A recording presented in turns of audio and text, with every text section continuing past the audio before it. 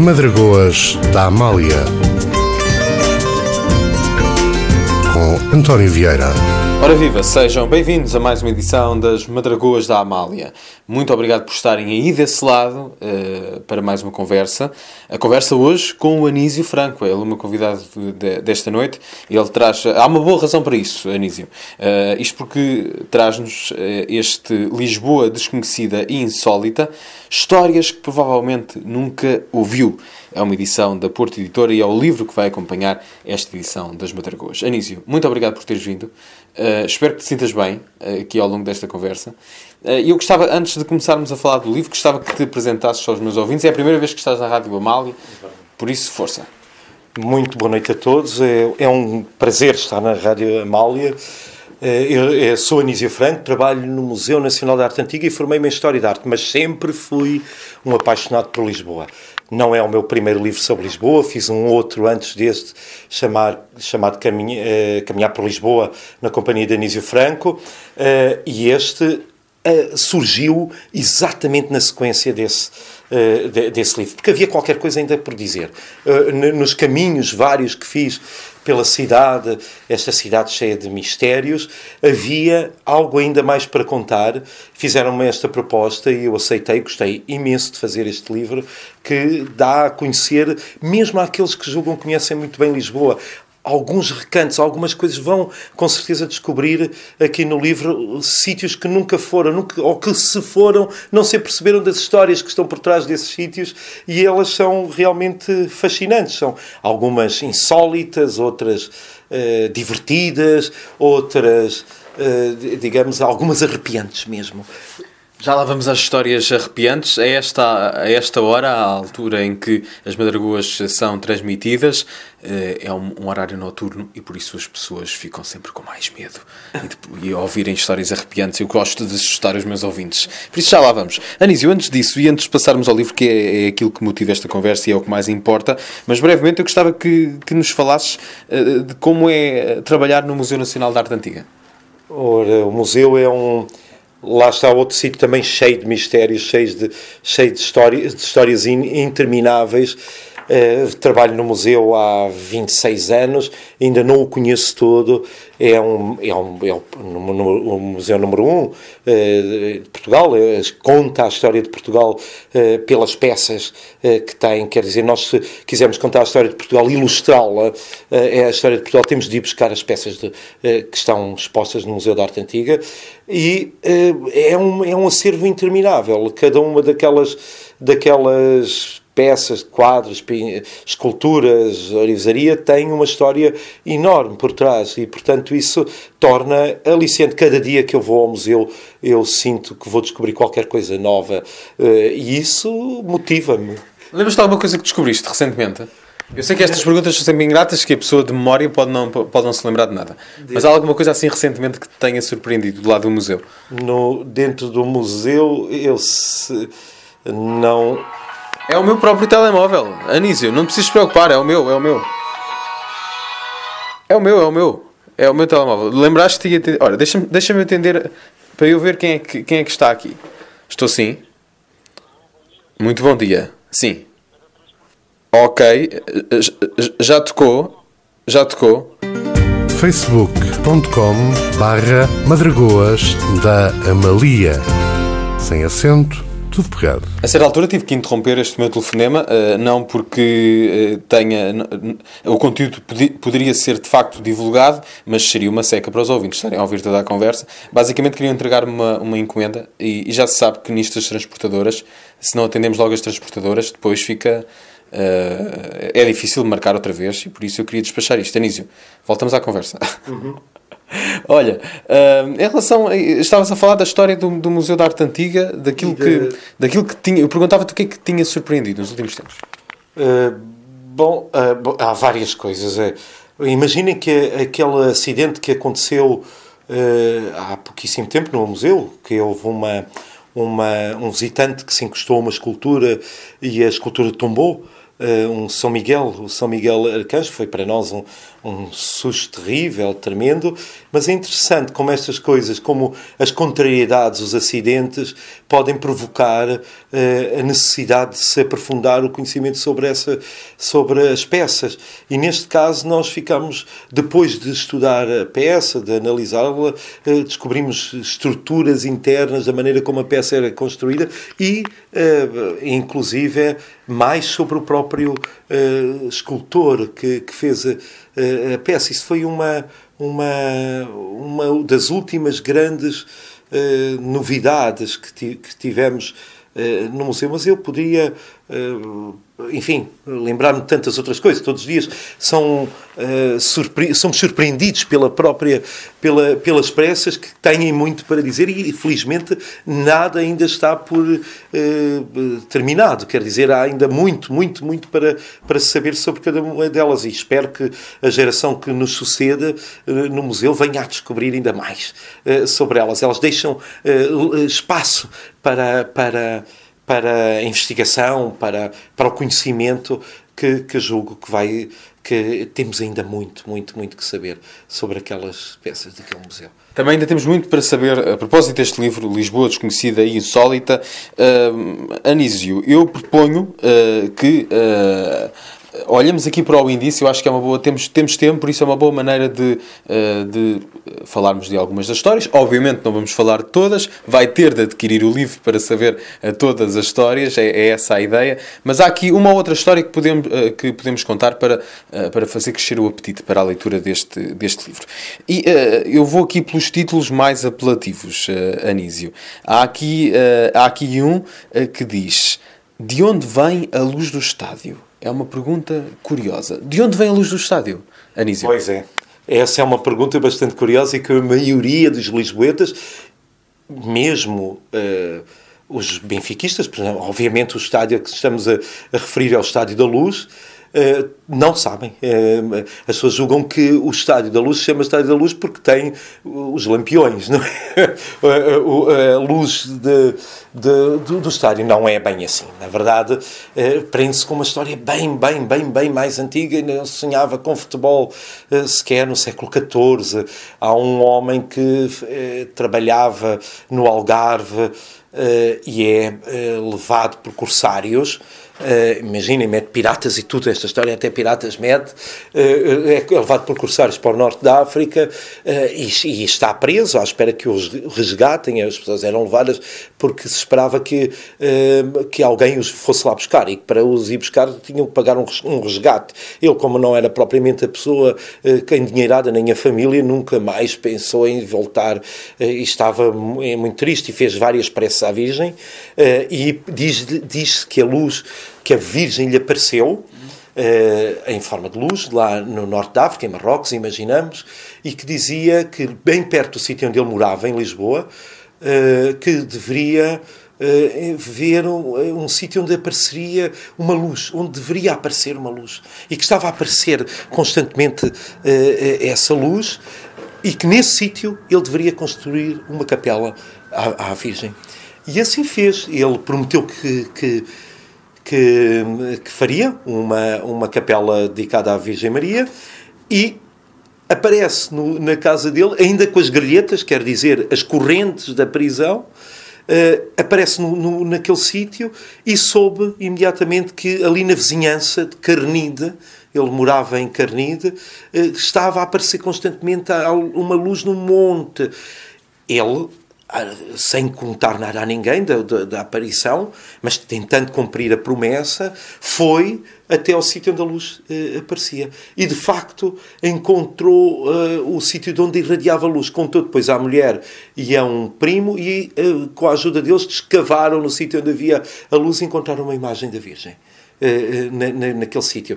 Claro que logo se propôs fazer ali uma pequena ermida, uma edícula, onde a Virgem devia ser cultuada. E o milagre da luz ficou tão famoso que rapidamente começou a receber peregrinos, pessoas que queriam ir ver, e fizeram doações, e rapidamente aquela edícula transformou-se numa capela. Mais tarde, no século XVI, a filha do rei Dom Manuel, o Venturoso, a última filha, a Dona Maria, que era riquíssima, tornou-se grande devota da Virgem da Luz, mandando fazer uma enorme igreja, que é a Igreja da Luz de Carnida. E o sítio onde mais tarde vai ser construído o estádio vai receber o nome daquele lugar. Luz de Carnida. O Estádio da Luz chama-se Luz porque é o Estádio da Luz de Carnida. Vejam bem, remetendo para a imagem do quão antiga é, não é? Quão antiga é esta ideia. Incrível. E a maioria dos benfiquistas não percebem porque é que o estádio deles se chama da Luz. Luz de Carnide é o nome do estádio. Que história fascinante. E há outras desconhecidas, insólitas. É esse o modo para a conversa de hoje. Aliás, ainda a propósito desta história, mais à frente, no livro, há uma capela a meio campo. Outro. Eu não posso revelar as minhas preferências futebolísticas, obviamente, mas por isso resolvi introduzir a história de outro estádio. Neste caso, o dos belenenses. O estádio dos belenenses. De facto, o estádio dos belenenses levou algum tempo a instalar-se no sítio onde está atualmente. Começou por ser, imaginem, o campo primeiro era aquele relevado cá embaixo, em frente aos Jerónimos. Estão a ver aquelas casas onde fica, não se deve falar em marcas, não é? McDonald's, onde fica a cadeia, em frente a um relevado, a Rua Vieira Portuense, que passa ali. E foi aí o primeiro estádio, nesse relevado, aproveitaram para se instalar aí, mas depois resolveram. A Câmara resolveu que cada clube deveria ter o seu próprio estádio e os belenenses não tinham, vieram para um estádio emprestado aqui no Lumiar e mais tarde fizeram, imaginem, o primeiro estádio em betão armado que houve em Portugal, nas Salésias, chamado Campo das Salésias, não longe de Belém, ali na Junqueira, atrás da Junqueira, e foi o primeiro campo, enfim, o primeiro estádio em betão armado e relevado. Mas também aí a Câmara solicitou aquele espaço dizendo que ia ser urbanizado, nunca chegou a ser. O Campo das Salésias ainda existe, ainda lá está, mas eles tiveram que optar por outro espaço. E que espaço é que eles foram usar? Foram usar um espaço que já existiam, cujas escavações já estavam meias feitas. Na verdade, era o sítio da Pedreira dos Jerónimos, onde se tirava pedra de calcário, de Liós, e cal. Que serviu, em grande parte, para a construção do próprio Mosteiro dos Jerónimos. E aquele anfiteatro que hoje forma o estádio do Restelo, talvez o sítio mais privilegiado que existe em Lisboa, porque é um verdadeiro anfiteatro aberto sobre o estuário do Tejo, que por cima do Mosteiro dos Jerónimos, estava ali a pedir que se fosse ocupado, que aquele espaço fosse ocupado. E, de facto, quando se começam a fazer os trabalhos de escavação, vai surgir também uma surpresa tremenda. É uma pequena capela que estava ali entulhada. Uma capela que foi restaurada, arranjada pelos Monumentos Nacionais e que depois se veio a perceber que era uma das capelas da cerca do Mosteiro dos Jerónimos. Os Jerónimos não eram só aquele mosteiro, o Mosteiro de Santa Maria de Belém, mas tinham toda uma enorme cerca que ia até à Ermida de São Jerónimo, no Restelo, aquela que hoje se vê perfeitamente no enfiamento da Torre de Belém. E havia outras capelas ao longo da cerca do mosteiro, para os frades refletirem, enfim, para uma questão de contemplação, não é? E vão descobrir essa capela, que depois se sabe que é a capela do Senhor da Coluna, e estava entulhada, e é uma capela manuelina, provavelmente feita pelo João de Castilho, com lambrim de azulejo do século XVI e depois outro do século XVIII, e que está a meio do estádio. Na verdade, ele está encostado, efetivamente, ao estádio dos belenenses em Belém. Portanto, mais um sítio que pouca gente sabe. Há ali uma capelinha encravada na parte inferior do estádio dos belenenses. Histórias fascinantes. É o que temos hoje com o Anísio Franco, que, além de ser um ótimo comunicador, como já se percebeu, é também o autor deste Lisboa desconhecida e insólita. Histórias que provavelmente nunca ouviu, vai ter a oportunidade de ouvir algumas delas nestas Madragoas, mas claro que tem muitas outras no livro sobre o qual falamos hoje, e é uma edição da Porto Editora. Já que falamos hoje também de Lisboa, particularmente, vamos ouvir este tema. Chama-se Lisboa, Oxalá, tem a letra de Nuno Judice e junta as vozes de Carlos do Carmo e Carminho. E depois de Lisboa, Oxalá, a voz de Carminho e também de Carlos do Carmo, ouvimos Carminho aqui sozinha nesta marcha de Alfama. Hoje converso com o Anísio Franco, ele traz-nos o livro Lisboa Desconhecida e Insólita, um livro que, além de ter histórias fascinantes, como já perceberam, está também muito bem organizado, tem as imagens certas nos sítios certos. Queres-me falar um bocadinho da organização do livro e até desta parte mais a parte das imagens, não é? Esta parte mais visual? Sim, o livro está organizado por temas distintos, são 40 histórias, têm uma organização cronológica. Eu quis colocar desde as histórias mais antigas até ao século XX, quer dizer, tem histórias desde múmias do Egito, com que se começa o livro, até à história da organização dos painéis de São Vicente Faro, do museu onde eu trabalho, Museu Nacional da Arte Antiga, levada a cabo pelo José de Almada Negreiros.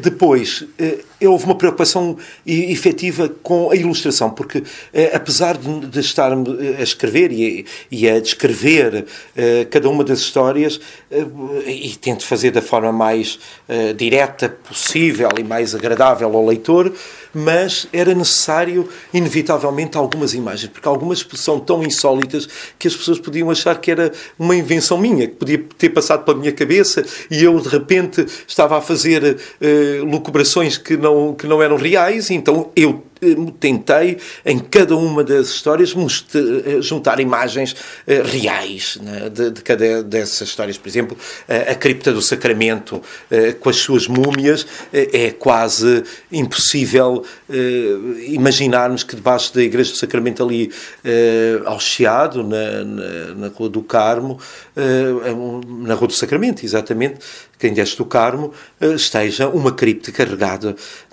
não de cadáveres, mas sim de múmias, personagens que foram mumificadas no final do século XVIII, princípio do XIX. E eu quis juntar essas imagens, por mais tétricas que elas possam parecer.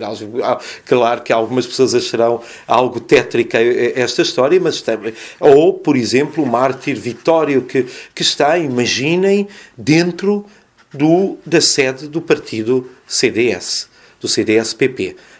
Está numa capela onde rezou missa o Padre Cruz a última vez, a Capela da Conceição, que fica dentro do Palácio dos Caldas, que é hoje a sede do CDS. E é um mártir que veio de Tanger, imaginem, é um mártir antigo do tempo dos romanos, foi martirizado no norte da África e depois esteve em Espanha, e uma parte dessa relíquia veio para Lisboa. Não sabem que circunstâncias e porquê, mas ele ali está, atrás do altar, guardado pelo frontal do altar, ninguém o consegue ver aparentemente, e também foi uma surpresa que tive numa das minhas incursões pela cidade, quando a senhora que guarda, que está à porta do partido, me foi mostrar a capela, porque queria com um grupo mostrar a capela, e me tirou o frontal do altar, e atrás do frontal está uma figura em cera, enfim, do mártir em terra alheia. De facto, chamei-lhe um mártir em terra alheia porque ele nunca imaginou, nem era português. Estamos a falar de que ano? Estamos a falar do século III ou IV depois de Cristo, no martírio, mas a vinda do mártir para Lisboa provavelmente século XVIII. já pela maneira como ele está instalado. Portanto, esteve em Espanha durante muitos anos e depois foi transportada a relíquia para Lisboa. Não sei quem é que a comprou, por que razão, mas a verdade é que foi parar ao Largo dos Caldas, Adelina Mar da Costa, hoje chama-se Adelina Mar da Costa, e está dentro do CDS. Anísio, eu não quero perder mais tempo, eu quero começar a assustar os corajosos que estão do outro lado. Cordas, gárgulas e seres fantásticos à hora do chá. Este é um bom capítulo para iniciarmos? Bom, é outra das surpreendentes passos de Lisboa. Na verdade, quem ia à pastelaria Foz, no princípio do século XX, não suspeitava que nas caves, alguns conheceriam com certeza, que nas caves dessa pastelaria, tão frequentada pela melhor sociedade feminina lisboeta, estivesse um espaço tão estranho. Na verdade, descendo por uma pequena escada, como se fosse quase para o toalete daquele sítio, encontrava um sítio cheio de animais extraordinários, gárgulas, cordas, muito ao gosto manuelino, e esse sítio chamava-se Abadia. A Abadia era um restaurante onde se reuniam maioritariamente homens. Na verdade, um grupo secreto que existia em Lisboa, chamado os Macavencos, um nome esquisito, que era uma civilização falseada, inventada, que tinha como fito a boa vida, o hedonismo, tudo o que é bom na vida, a boa música, o bom fado, mas além de tudo, endeusava-se a mulher.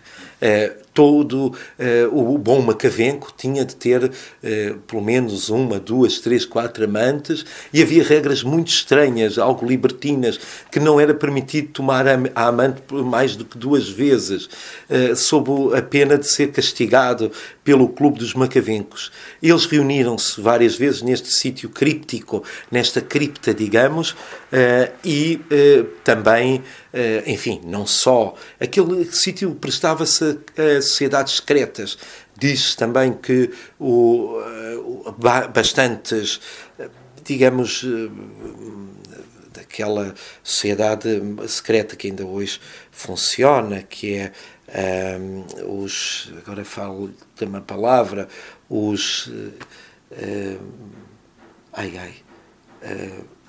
gostava de poder ajudar. Não, o Grande Oriente Lusitano, okay. Que toda a gente diz que agora pertence a essa sociedade. Bem, olha, uma branca. Que coisa desagradável. Quando é assim, às vezes é melhor dar tempo. Vamos adiante. E certeza que tu vais lembrar até o final da conversa. Com certeza. Mas ali se reuniam, muito patrocinados pelo Grandela, por Francisco Grandela, que patrocinou este grupo dos Macavencos,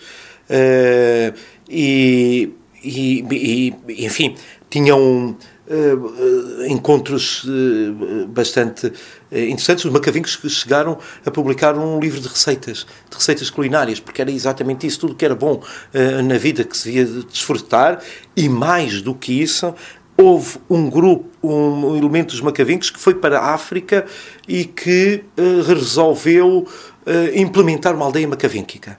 Portanto, desenvolver em África uma colónia de macavencos onde se cultuava a mulher e as coisas boas da vida, enfim, tudo o que havia de bom na vida. Estou a tentar lembrar-me, bem, que coisa estranha isto, ter esquecido. Eu acho que o avental, aqueles que usam o avental, e o triângulo e o esquadro, é uma sociedade. Ai, caramba. Bom, já lá vamos. Olha, antes disso, eu quero visitar aqui uma casa com almas. Ui. Que está aqui neste livro também. Uma casa com almas. Bem, a questão das perturbações fantasmagóricas são apanagem de muitas casas antigas que se julga onde se têm revelado fenómenos mais ou menos estranhos, e que têm a ver com energias do lugar, e não, neste é apenas um caso. Trata-se de uma casa na estrada de Benfica, que se chama Beau Séjour. O Beau Séjour, que é uma bela casa romântica,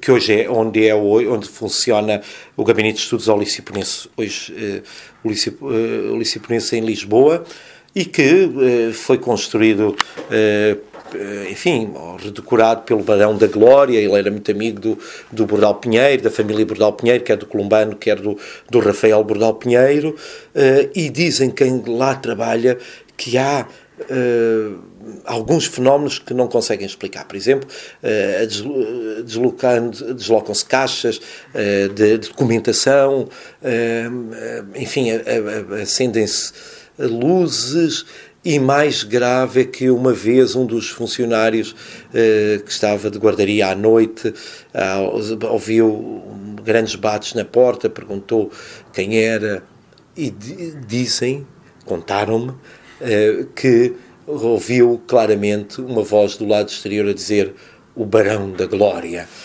Claro que esse funcionário nunca mais meteu os pés naquele sítio e desapareceu. Até hoje não há notícia de onde habita e onde trabalha. Não quis voltar nunca mais ao Beau Séjour. O Beau Séjour é um sítio extraordinário que se pode visitar. Ainda lá está uma boa parte da sala de jantar decorada pelo Bordal Pinheiro, por Rafael Bordal Pinheiro, com cerâmicas do Rafael Bordal Pinheiro. Enquanto esperamos por aqui também nas Madragoas pela visita do Barão da Glória, vamos ouvir dois temas provavelmente a tua fadista preferida da nova geração.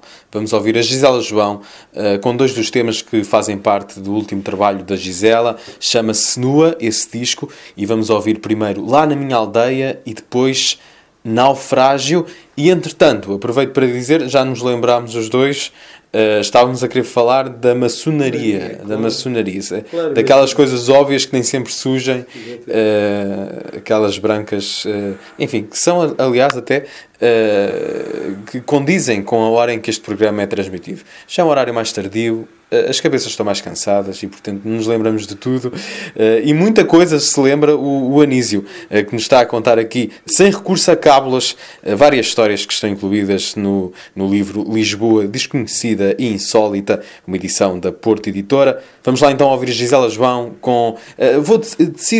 estou a decidir agora, neste preciso momento, inverter a ordem dos fados.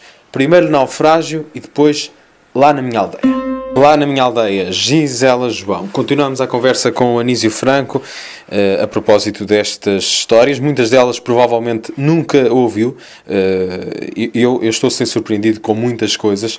E entre estas histórias há aqui uma de um frade, Frei João de Nossa Senhora, que tinha uma missão muito particular. Anísio.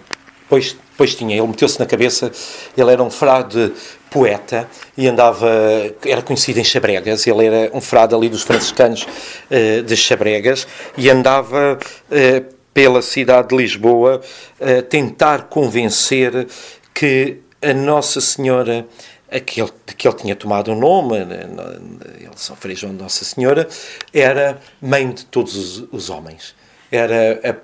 E mais do que isso, para que o culto se desenvolvesse, ele inventou a própria imagem da Nossa Senhora Mãe dos Homens. Ela levantava uma mão a proteger todos os homens da terra.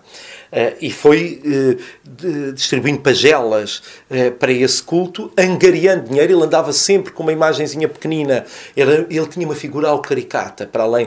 Era mesmo uma figura conhecida em Lisboa. Era muito gordo, tinha uma carinha de bebê, sem pilosidade nenhuma, e lá trazia uma corda atada à cintura, mas andava sempre com uma imagem da Virgem Mãe dos Homens para angariar fundos.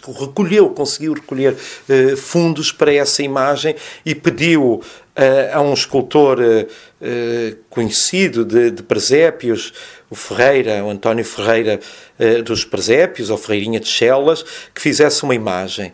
Ele já estava um pouco velho na altura que ele faz o pedido e recomenda um outro rapaz que tinha chegado de Roma, José de Almeida, um romanista, e ele efetivamente vai conceber uma imagem com os princípios e com a iconografia, com os gestos que ele desejava para a Nossa Senhora, Mãe dos Homens. Mas não contente com isto, achou que a Mãe dos Homens não poderia ficar sozinha. E então arranjou-lhe outra imagem ao lado, que era São José, Pai dos Homens.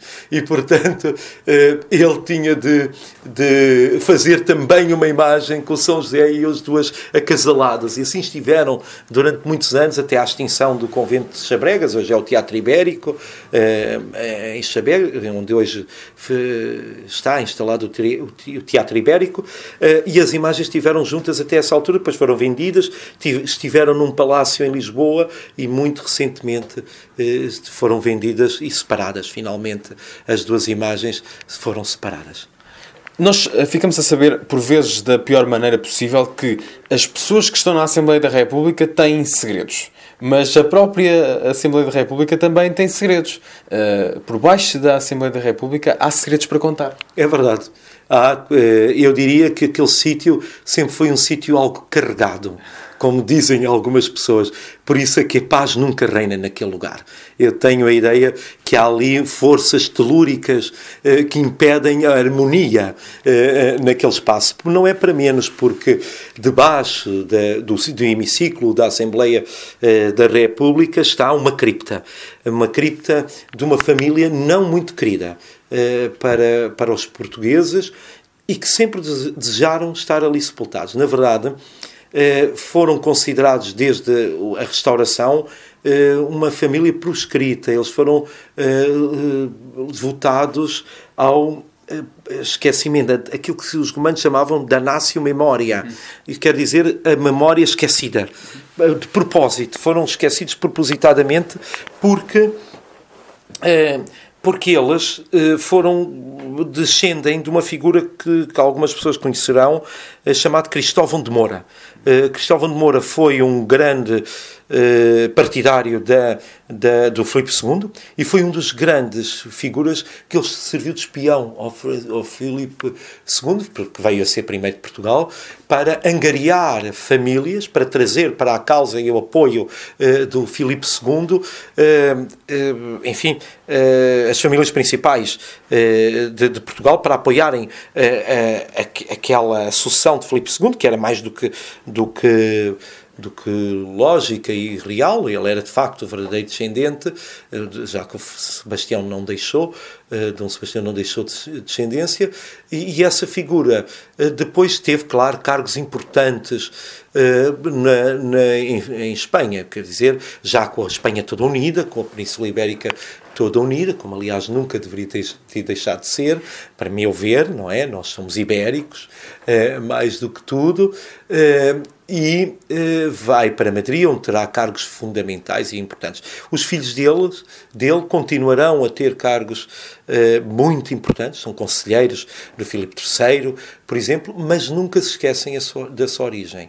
Eles são figuras proeminentes da sociedade filipina, do século XVII, mas não se esquecem que são de origem lisboeta. Mandam construir um grande palácio junto ao Palácio da Ribeira, que depois se chamou Palácio Corte Real. Eles foram feitos marqueses de Castelo Rodrigo, e mandaram que os seus corpos, os corpos da família, fossem sepultados na igreja que eles protegiam, que tinham padroado, São Bento da Saúde. São Bento, o convento de São Bento veio depois a ser a Assembleia da República. A verdade é que se chegou a construir a cripta está lá, mandou-se vir aos elementos decorativos para essa cripta, nomeadamente um belo relevo, uma bela pedra para o frontal de altar dessa capela, feita, imaginem, pelo grandioso artista do Barroco, que aliás foram o segundo Marquês de Castelo Rodrigo, o deu a conhecer, chamado Borromini. Talvez para muita gente não queira dizer nada, mas o Borromini e o Bernini são os maiores artistas do barroco romano, e foi o Marquês de Castelo Rodrigo que o descobriu em Roma, e para ele fez provavelmente o desenho da cripta e com certeza o frontal de altar. Esse frontal de altar ainda existe, está também na coleção do Museu Nacional da Arte Antiga, para quem o quiser ver, está na Capela das Albertas. Já não conseguirá ver, é a cripta, porque ela foi descoberta nos anos 40 e imaginem, estamos em pleno Estado Novo, pleno período nacionalista, e o que é que se vem a descobrir? A Capela dos Traidores. Os traidores da nação, aqueles que levaram Portugal a ser unido aos espanhóis e, portanto, foram propositadamente esquecidos. Já desde o 17, a casa deles de Lisboa passou a pertencer à Casa do Infantado, e a casa deles do Campo, imaginem o que era, o Palácio de Queluz. Eles eram os donos da Quinta de Queluz, também foi entregue à Casa do Infantado, portanto todos os seus bens em Portugal foram confiscados, a memória deles apagou-se completamente. Em Madrid também a memória vai-se apagando, embora eles tivessem um belo palácio em Madrid chamado La Florida, onde hoje é a estação de Príncipe Pio. Portanto, todas as obras que eles construíram, e grandiosas, desapareceram. E a memória deles foi propositadamente danificada, quer dizer, damnatio memória, apagada propositadamente. Quando se descobriu a cripta debaixo da Assembleia, obviamente o Salazar mandou entaipá-la. Isso não podia existir debaixo da Assembleia Nacional, como se chamava na altura, estar a última morada dos traidores descendentes do Cristóvão de Moura. E não deixa de ser muito interessante esta história e curiosa. No fundo, os traidores estão debaixo da Assembleia da República de alguma maneira, o que não deixa de ser bem irónico. Anísio Franco foi o meu convidado de hoje. Lisboa, desconhecida e insólita, são histórias que provavelmente nunca ouviu. Algumas delas ficou a conhecer graças a estas madragoas, mas há muitas, mas mesmo muitas mais neste livro do Anísio, por isso vale a pena adquirir. É uma edição da Porto Editora, aliás, histórias de antigamente, e é precisamente com o tema Antigamente, da Gisela João, que vamos ficar no final destas madragoas. Anísio, mais alguma coisa a acrescentar? Muito obrigado pelo convite e além de tudo, muito obrigado por ter passado Fados da Gisela João, que eu adoro. Eu acho que é sempre bom ouvir a Gisela João, por isso vamos ouvi-la também nesta despedida. Gisela João, Antigamente, até amanhã e um forte abraço.